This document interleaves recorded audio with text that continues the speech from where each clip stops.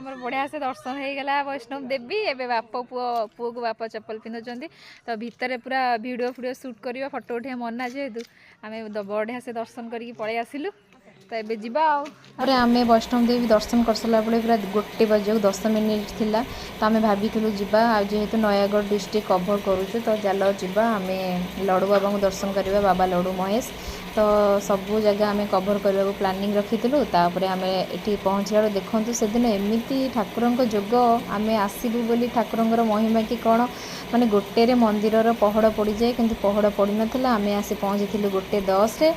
तो 1:10 पहुँचला आमको नना पूरा भलसे डाकिकी नहीं ठाकुर को पूरा पाखुर पूरा बढ़िया से जलाभिषेक कलु बढ़िया से दर्शन कलु आउटी एमती मंदिर परिवेश सुंदर थिला ए गछटा छाई दूला ये जो श्रावण मास जो खरा जो रेट्रे होता है पाद ताती जाए तले आउ